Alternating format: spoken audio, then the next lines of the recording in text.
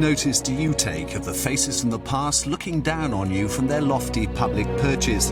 The great and the good, immortalised in stone or bronze. But however regal the sculpted figure, there's no escaping the ravages of time. Well, it's not the most dignified thing, I suppose, you could do to royalty, but this statue of Queen Victoria was in urgent need of a bit of a wash and brush up. The City Council have sent in their sculpture squad to tackle the problems of the weather, pollution and vandalism. Public art adds interest to our streets, but how interested are people in this open-air art gallery? Douglas Merritt wrote a guide to Bristol's amazing collection. Does he think they should be better labelled? It's true, people are not really, they're aware of them, but they're not really informed about what they are. And that's not surprising. It's true of every city. When we find statues, it's when we're abroad. Then we want to know, what's that for? Who put that there? Look, they're so like our furniture in our homes, they're just there. There are still people eager to add new works to the city's streetscape in an effort to honour a pair of characters who've brought the city into national fame.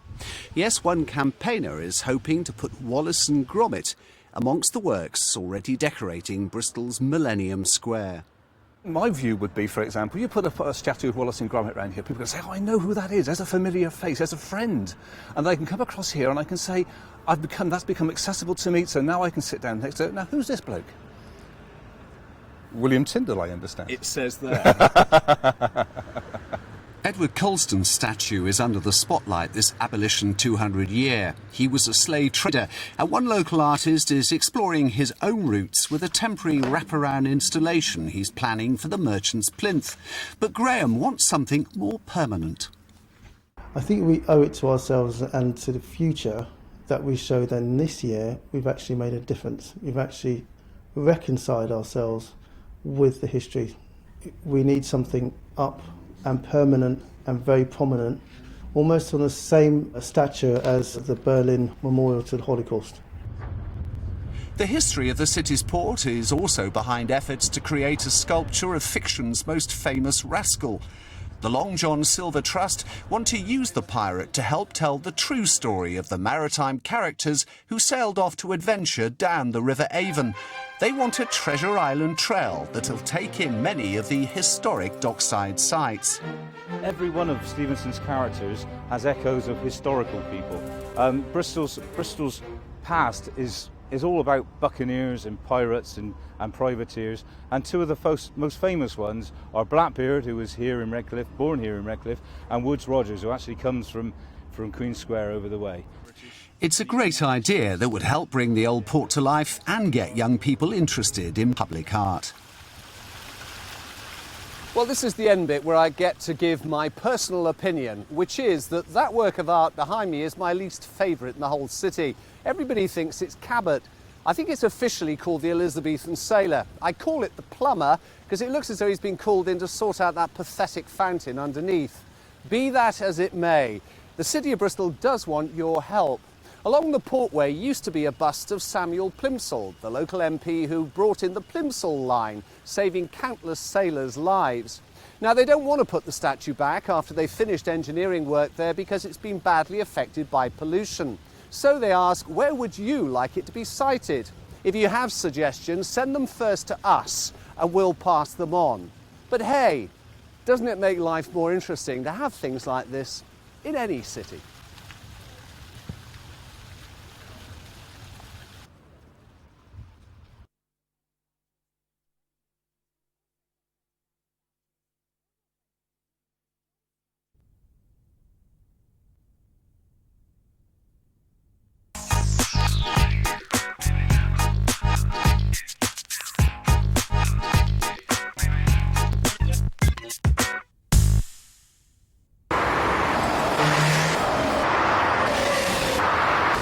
They want us back on the buses, meaning fewer cars on our traffic-clogged roads. Using public transport starts with a wait at a bus stop, and hopefully, with our climate, under a shelter. I well remember an old black and white picture taken in Bristol of Hollywood star Cary Grant leaning away from a bus stop somewhere in Horfield, where he was born, of course, and hailing a bus. And of course, before they had bus stops and shelters like this, that's the way you got on a bus. London Transport claims the first ever purpose-built bus shelter erected in 1934. But it seems West Country passengers were able to wait out of the wind and rain long before that. Well, I've got a picture here, Richard, of the very first known bus shelter in Bristol on Horfield Common. An old horse bus was used as a shelter for Bristol's first motor buses. Now that's 100 years ago we're talking now.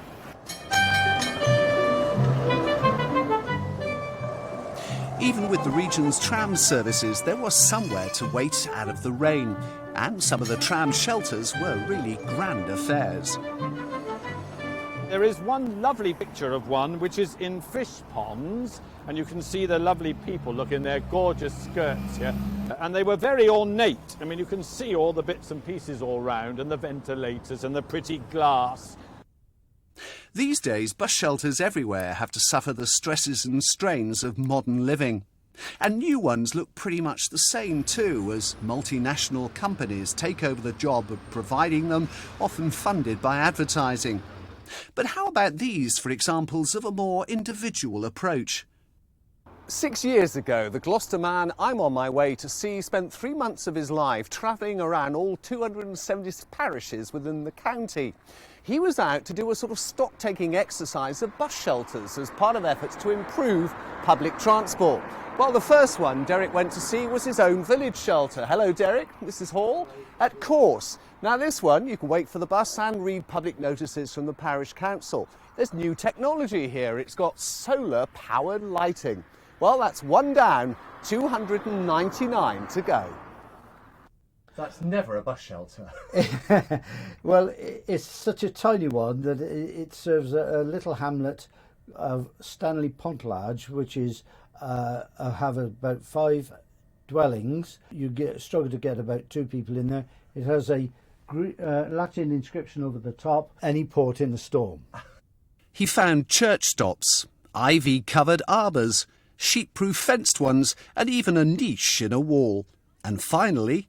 Well, this is at Stonewall, and it's the only bus shelter that I'm aware of that actually tells you that it's a bus shelter. And I assume that is to deter gentlemen from going in the wrong door, marked ladies and disabled. Meanwhile, Bristol and surrounding commuter towns are currently involved in a multi-million-pound effort to introduce new fast-moving bus corridors. It's to help them run to time. But it's not only the buses receiving attention. You've got to do something about your bus shelters, I suppose, to make them and the whole service a bit more attractive. Yeah, we're looking at them to aesthetically working with the environment and looking for a lighter area shelter with good seating and good information that can be given to the travelling bus passenger and help them on their journeys and planning their journeys through the city. Real-time info lets you know when the next one's coming. It's a bit like the underground. New giant shelters in Bristol's Old Market anticipate us flocking to use the new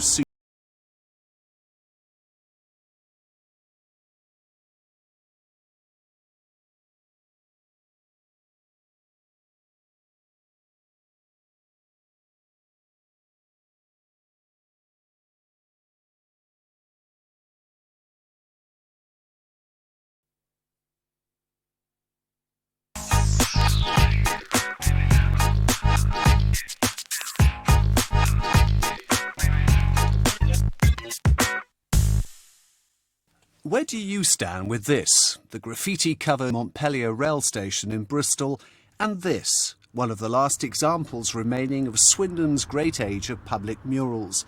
They're both examples of street art, but which one makes the area look better? Well, it's actually quite sad to come here and revisit this spot after so long. It's all a bit faded. I know the feeling. But you know, from the mid-70s to the mid-80s, Swindon was the sort of street mural capital of the West. Ken Wyatt started work as a signwriter for the railway works, but moved to painting murals representing Swindon's history and its people as part of a job creation scheme. These colourful end walls made the town famous, though most have been lost forever due to new development. It's still there, after since 1976. It's amazing that one is still there. That's the first one I ever did. And most people don't go to galleries. This is in your face. You can't miss it. And just tells the kids. I've done them with teachers that bring children around. So they stand and say, "This is how the town used to look." And so it's part of their history. There's a real possibility now that Ken's Bridge and Canal scene may be preserved as part of Swindon's artistic heritage. Meanwhile, the town's in the middle of massive regeneration, and while they work out what goes where, the building sites are cordoned off and decorated with a more contemporary style of street mural. This particular project here was an intergenerational project which we ran up at the Commonwealth School in Old Town, and it was young people working with their parents or their grandparents to sort of look at their memories. And they each had to bring something in that was special to them at the start of the workshop. So you've got people bringing in tickets from famous Swindon football matches and the like. But then there's the other sort of street art that isn't so welcome. In St Werburgh's, in the heart of Bristol, Harry McPhillamy heads a campaign to do battle with those who don't want to enhance the street scene so much as disfigure it. There were enough people up for it, to do something and say, this is our patch, these are our walls, we want it back,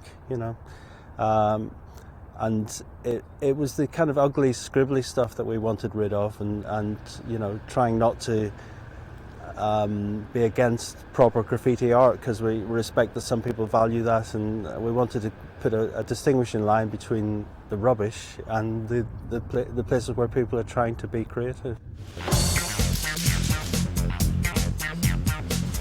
Some graffiti sprayers do get caught. Richard Minchin is an urban artist working out a suspended sentence that is transforming the stairway in a city multi-storey car park and giving other young offenders a chance to use their artistic skills with an aerosol in a more positive way. I just think less damage on the streets if people are painting legalised walls and stuff, that you've only got so much time and resources. You've only got so much money to spend on paint, and if you're using it on legal walls, you're doing artistic things, then there's not going to be so much problem on the streets. And then, of course, there's Banksy, Bristol's own street-fighting mystery man. The man famous, or should I say infamous, for putting his art in the open air. It's the sort of gallery you don't have to pay to go and see the artwork. Artistic self-expression on the street is a big issue up for debate. Maybe here's a pointer for the future. In Bristol's Stokes Croft area, a new pressure group is out to exploit what is seen as a major centre of underground culture and to get local artists to do beautiful things, creating what could be the world's first outdoor gallery in an effort to foster a sense of identity and a community proud of its unique qualities. Well, what do you think? Let us know. It's the usual address and email.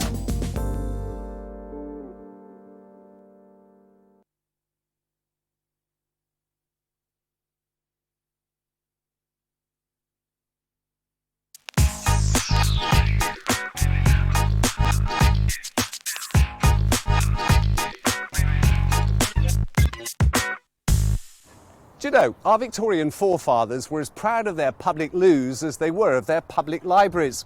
All the new civic halls, museums and art galleries weren't the only place you'd find marble and mahogany. How soon we forget that before these new city engineers installed drains and piped water, there weren't any toilets to go to. This one looks like a temple. Local people helped raise the cash to get this rare listed one back on track as part of a park restoration scheme. Elsewhere in local government, other public services do battle with these rest stops for funds. Many older loos have been closed and, if they're lucky, end up as restaurants or even a gents' hairdressers. Councils don't have to provide them by law, and getting their place on the financial agenda up a few notches is part of Urban Studies Professor Clara Greed's campaign. Toilets are a very real investment. As the Americans say, bathrooms mean business. They help regenerate an area, and there have been studies of this, that where toilets have been put in and they've been looked after with attendants, that actually revitalises the whole area. The land values increase, the retail turnover improves, and so that they're one of these intangibles, a bit like railways and buses and street lighting, one of these things you take for granted, but as soon as they go, you really notice the difference.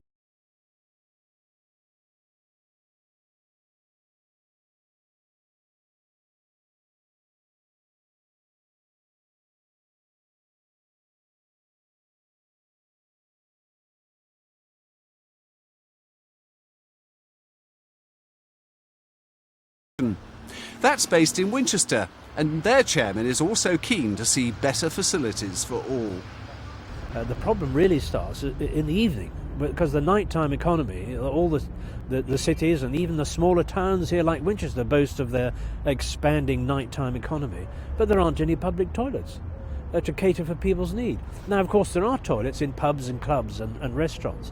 So we have to get an attitude of mind or a culture that says, look, before you leave our premises, we've been willingly filling up your bladders all evening. Will you please use our facilities to empty them? Please don't foul the street. Well, in Stroud, they've got a pop-up solution to deal with the after effects of late-night drinking. In Bradford-on-Avon, they've been winning awards with space-age facilities where maintenance work can be done without shutting these 24-hour amenities. Recent vandalism means new CCTV coming online to safeguard users. And with lots of tiling and stainless steel, these high-tech loos clean up well. You can see from the toilets behind me that we've won 4 and 5 stars over the last 5 years in Loo of the Year awards. And whilst it might not be the Oscars, it does show that we've been able to sustain and in fact improve the standards of the service that's provided. For example, these are open 24 hours and provide facilities for baby changing and disabled access. And we think that that's a particularly important thing that we need to maintain. Do you know the toilets at Bradford-on-Avon even have pipe music? I'm told you can have carols at Christmas and, if you like the classics, plenty of Lavarotti. Ha ha. I was having a look on the internet to see maybe where public loos are going. Here's the ultimate in luxury loos for ladies. WC1 in London's Oxford Street. It'll cost you £1. But just a penny for your thoughts. What do you think? Let us know. It's the usual address and email.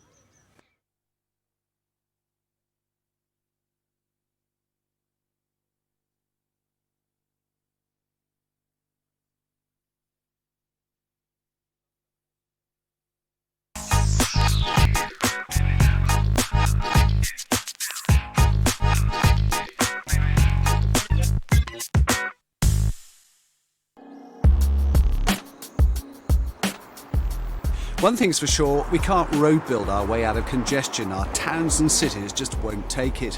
Well, persuading us to let go of the wheel of our cars is going to be difficult. Paying to drive into Bristol is on the cards. Well, it seemed to work back in the 18th century.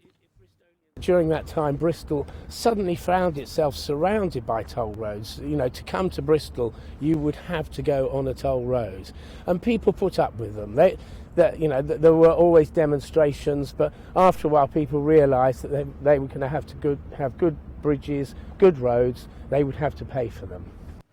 Tolls paid for a rebuild of Bristol Bridge, but the authorities went on collecting after the debt had been recovered, and city commuters didn't like it. Mike wrote a book about what happened. 1793, the toll here was due to come to an end. The toll commissioners decided to carry on collecting the toll, even though they had covered the costs of building the bridge. The people went berserk. They felt they were being ripped off. The money wasn't going into looking after the bridge, but into the toll commissioners' pockets. So there was a big demonstration. The army was called in, the militia was called in, and they ended up, after 3 days of demonstrations, on firing on the crowd. 14 people were killed, many injured, and the toll was discontinued. They've been trying for years in Bristol to bring in a tram system, but it now seems highly unlikely that funds to install it can ever be raised. It's amazing to think we used to have them in the West. Why did trams go? Diesel came in, didn't it? It was going to be cheaper to have diesel buses which are flexible. You could move them over one day, 1 hour. You could change the route, but not with your dear old tram cars. They were stuck to their set lines. In fact, Bristol's routes were laid out in the 1890s. The routes were the same until the 1930s. Never altered them.